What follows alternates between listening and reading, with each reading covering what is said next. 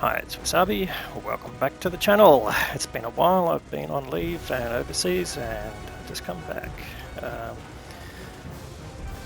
Got to battle on Erlenberg map. We've got FlamingBurito from Lemon Clan. He's in Tier 8 premium tank for the American line, the Iron Arnie, named after Arnold Schwarzenegger. It's based on a tank that Schwarzenegger actually owns, so it's a replica of what he has. It's just another version of the Super Pershing, so it's pretty tough frontal armour. This one's got some spaced armour as well, but otherwise the same. Alright, he's in the Tier 7, Tier 8 battle. He's got a bit of an advantage there because of the being top tier, but he's also former clanmate, but now he's in Lemon Clan, so congratulations, Flaming.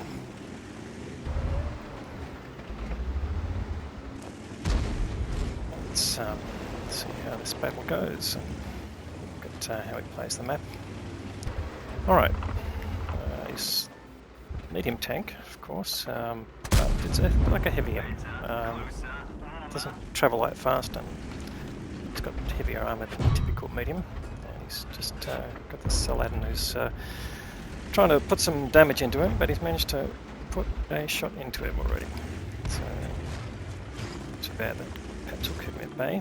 Now he's just being careful because he was spotted, and there's a channel here which you can see through the other side, and there we go.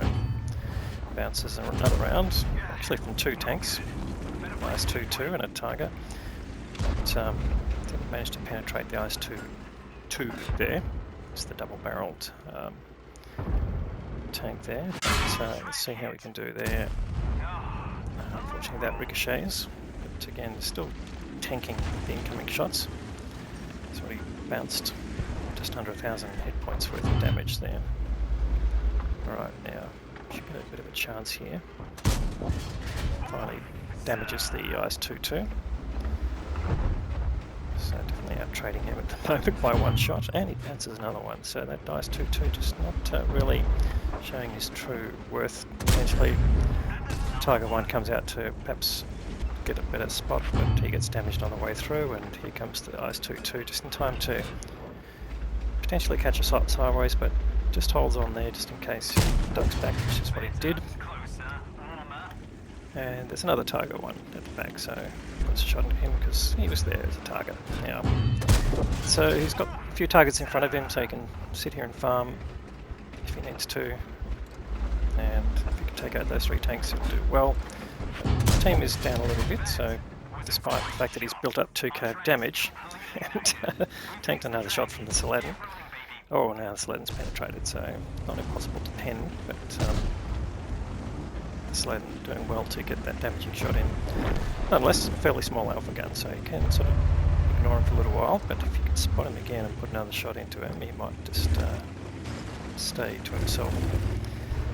But here we go. Again, gets spotted straight away by the Ice 2-2, and again, he bounces another shot from the Aladdin. Oh, now he knows where he is. He can perhaps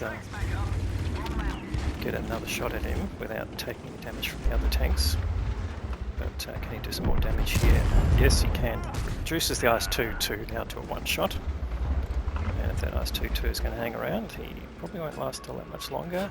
But you can see there he wasn't getting the reticle colour for a penetrating shot there, so just shade and can get him in. Oh no, he just ducked down to cover. Tiger 1 advances, perhaps a bit prematurely. This is going to help FlamingBurito. Tiger 1 immediately turns to another target.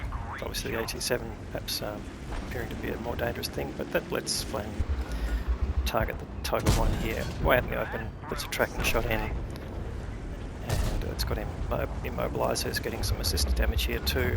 Tiger 1 suddenly realises who he's facing, and too late, sends him back to the garage. So Flaming's first kill there is the other Tiger 1. He might just pop out again to be shot at, but Flaming can take his time now. He's already just under 3k of damage, already having a very decent game, more than double his own hit points, which again is a normal metric to say am I doing alright, is to do as much damage as your tank is worth. And Yes, spotted both the Borsig and the AT-15. No issue going through the front of the AT-15 there, despite the fact that it's sort of a heavy tank destroyer. And it is the precursor to Tortoise, but it's going to keep punishing him. He's using his premium rays at the moment, so no problems penetrating there.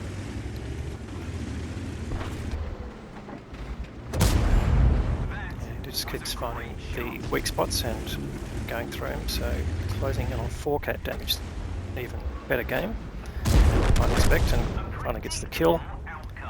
Unfortunately, the Lorraine goes down to Stura Immel, but that sort of saves FlamingBurito from catching any damage there, especially the Stura Immel can't shoot at 2 tanks at once. Oh, he gets a kill straight away with the remaining Tiger 1. So finally getting their team into a slightly advantageous position, but he's absolutely dominating the battle here with the amount of damage he's putting out. So 4.4k of damage now, and just patrolling this area of the map because you've got a lot of access to the other side of the map, plenty of windows to shoot through, and you've certainly got access to cross here on the bridge if he wants to, but you can cross through the river if you need to. There's little avenues that you can see, so it's a good position to get into to control both parts of the map here, or both parts of the central part of the map I should say. Now here we've got a VK 100-01P, the German heavy tank, who's a top tier tank, and he's already currently battling, so he's distracted. Here we go, here's one of the windows I was talking about. If you've got the right height vehicle you can shoot through there, so he's managed to put a shot into the VK, and at this moment you can basically treat him as a bit of a pinata. The VK obviously battling with an AT-7, the same one, there's 2 in the map, 2 in the battle, so probably a different one here, but again he's very well protected by the buildings here, just being able to shoot through the windows, and he's got that VK down to very low hit points. I'm sure the VK's suddenly realised that he's here, but puts a final shot in and takes him again down to one-shot territory, and the VK having to turn and face the AT-7 here, so that gives Flaming the perfect opportunity to come and get the kill, which he'll do in a second. Fires through the lower plate and gets the kill.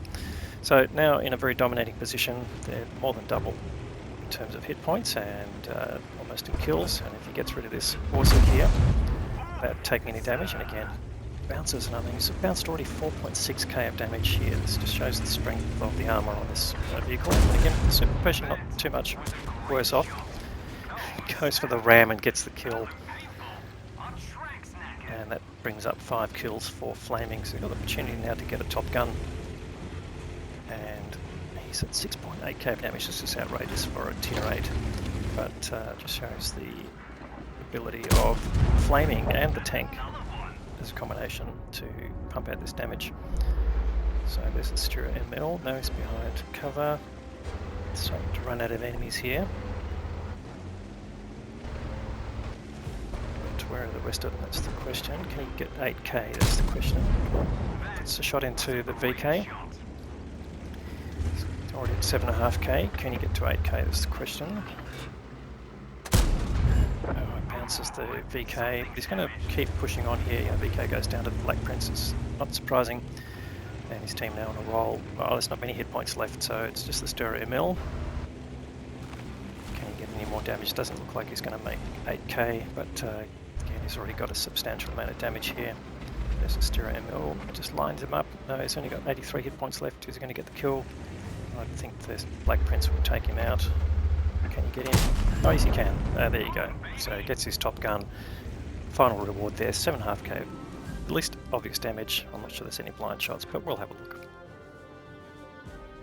The results show 7.5k of damage, 6 kills, blocks 5.1k, another 9.4 of 944 I should say of assisted, so that's 8.5k of combined, which is just a great result there. And all the rewards follow that. So what have we got? Cool-headed award, that's 10 ricocheting or non-penetrating hits in a row, and that obviously came out of the bouncing. High caliber award for the most damage, not surprising. 7.5k for a tier 8 is just outrageous. Steel wall, and the Top Gun for the 6 kills. And of course the Ace Tanker Mastery Badge. So let's have the team score. Well, look at that. 2k of base experience, or in this case 2060, is just one of your top results for just about any player on the servers. Always really notable to get 2k base experience. There's a real benchmark there, and you can see from the damage total there, he's well ahead of all the rest of the team. The next best in terms of damage was the Scorpion with 2.8k. No one else getting close to that. And on the enemy team, the AT-15 that he did vanquish towards the end of the game, 2.5k being the outstanding one there. None of the other players getting over 2k either. So that just shows the dominance there of FlamingBurito on the battle.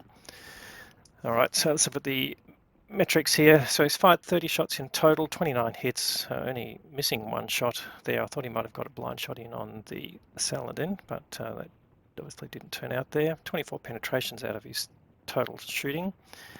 And personal reserves running added to the incredible credit earning of this tank with the amount of damage, of course. That gave him 300,000 of input before his expenses, and he did spend over 100k on ammunition. So he's left with 186, which is still a pretty fantastic result there. So that is the best result FlamingBurito's had in that particular tank. It's probably a pretty high damage total for a tier 8 as well. I wouldn't be surprised if there'd be many more tier 8s getting close to that sort of damage there. Perhaps maybe for some TDs potentially could get there. If you've got something that is approaching that, I'd be happy to see the replay. But you can send that to me on the Asia Discord server. Anyway, great game there from Flaming. Thanks very much for sending it. Apologies for the delay in setting this out. This came in just on New Year's Eve, and with the Christmas break and holidays I've been on, I haven't been able to get around to it. But as I promised in my notes, I do have a copy of the version of the game that this battle was played under at the time, so no problems getting the replay out. Anyway, thanks again for the content. If you're watching this and you got some sort of value out of it, please give it a thumbs up. Just a word to the people who are giving thumbs down. I don't mind that whatsoever, but if you've got a point to make, please leave a comment and explain what you mean by leaving the thumbs down. And leave a comment if you're giving a thumbs up as well. I'm certainly happy to get any feedback on the content. Anyway, we'll have more great content to follow. Thanks very much for watching.